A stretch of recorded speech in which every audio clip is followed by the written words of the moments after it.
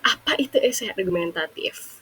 That's right. Di sini ada poin yang harus kita brainstormingkan bersama-sama dan kita bahas bersama-sama. Oke, untuk selanjutnya, ya, esai argumentatif yakni mengungkapkan sebuah objek atau ide atau pendapat dan persoalan dengan argumentasi agar pembaca ini menyetujui penulis. Kita sebagai penulis menuliskan esai argumentatif, narasi-narasi di dalam esai yang dimana kita mencoba untuk memecahkan masalah, mendiskusikan suatu masalah, meskipun kita tidak mencapai ke pemecahan masalah. Setidaknya kita dalam esai argumentatif ini memberikan opini kita yang akhirnya nanti bisa menjadi bahan perdebatan di situnya dalam hal positif. Untuk penjelasan esai argumentatif, aku harap bisa dipahami dengan baik oleh rekan-rekan sekalian yang nonton video tutor aku kali ini. Oke, next yakni ada ciri-ciri esai argumentatif. Ciri-ciri esai argumentatif ini ada 4 ya yang telah tertera di atas. Ada 4 yakni penelitian. Penelitian mendalam ini tuh terhadap suatu topik yang meskipun di dalamnya ini itu kita sebagai penulis ini bisa terlihat sekali dan bersifat ilmiah. Jadi di sini merupakan pendapat kita dan kita bebas untuk berpendapat di sini, tetapi harus sesuai dengan penelitian dan juga bersifat data yang faktual. Lalu ada pengumpulan data. Nah, pengumpulan data ini bagaimana kita mengkolektifkan data-data yang kita ambil di laman-laman atau di jurnal-jurnal serta di mungkin platform dan tools Scopus atau jurnal yang terindeks itu nantinya menjadikan argumentasi, menjadi opini yang nantinya bisa kita perdebatkan. Yang seperti sudah saya jelaskan dari awal tadi ya. Oke, ada bahasa objektif. Bahasa objektif yang digunakan pasti bahasa yang lugas, pasti bahasa yang mudah dipahami dan juga dicerna, tapi tidak terlalu mengandung bahasa-bahasa yang merupakan istilah ya. Jadi agaknya susah untuk dipahami juga. Kita harus melihat audiens kita siapa, pembaca kita siapa, seperti itu.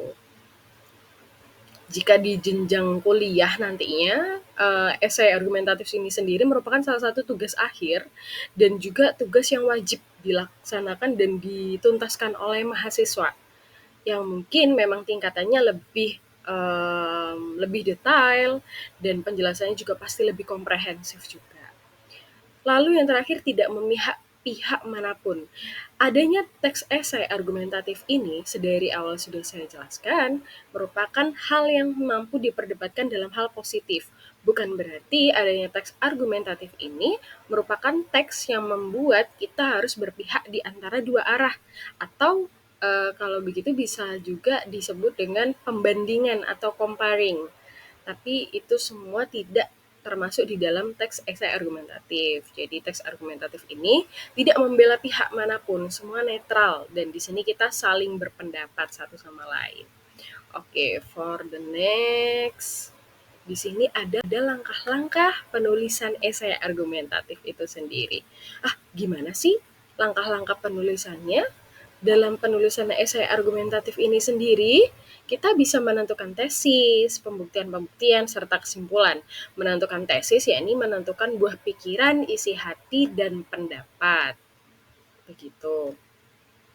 Untuk menentukan tesis atau sebuah pemikiran ini tuh tentang apa ya yang akan kami sampaikan, apa yang akan kalian buat, yang dimana nantinya tertuai dalam sebuah esai serta sebuah gambaran yang singkat dan bisa diperdebatkan dengan topik tertentu. Lalu adanya pembuktian, yakni berdasarkan hasil penelitian yang faktual dan relevan, kesimpulan yang berisi rangkuman dari keseluruhan teks esai yang telah disusun.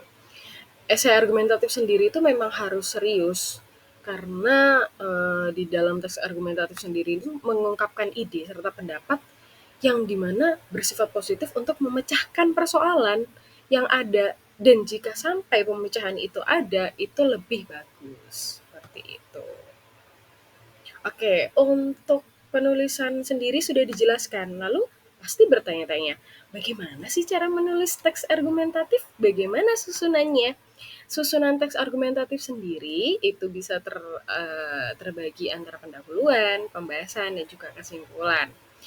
Oke, kita coba bedah di contoh tesis. Di contoh tesis alinea pendahuluan. Jadi ini untuk topik pembukanya. Di sini kita coba membaca.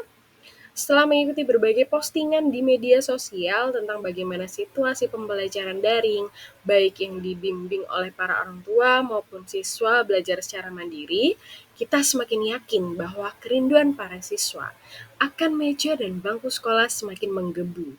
Tidak hanya para siswa, orang tua, dan guru, bahkan siapapun yang bergelut dengan dunia persekolahan, serta hal lain di luar itu, merindukan kehadiran mereka di sekolah. Sebutlah pemilik kantin, para sopir angkutan umum angkot, dan juga para pengemudi online serta lainnya. Itu salah satu contoh pembuka tesis di bab pendahuluan.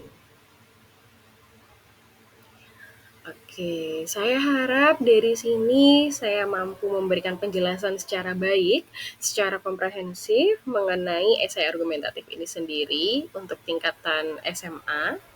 Dan juga mungkin kita bisa nge-reach out bahwa esai argumentatif itu memang sebuah tulisan secara ilmiah dan bersifat data faktual, tidak hanya bersifat pendapat dan opini kita semata dalam sudut pandang kita, tetapi esai argumentatif ini memang ada sumbernya, bukan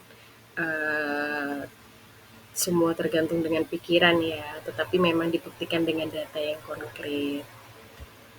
Baik, sudah di penghujung penjelasan. Saya harap apa yang sudah saya jelaskan bisa bermanfaat dan berkah. Terima kasih, dan saya ada sedikit pantun penutup. Menulis esai penuh argumen, ide disusun dengan strategi. Semoga ilmu bawa manfaat, teman. Sampai jumpa di sesi berikutnya lagi. Sekian dari saya, Angelia Angelita Lambanua. Wassalamualaikum warahmatullahi wabarakatuh.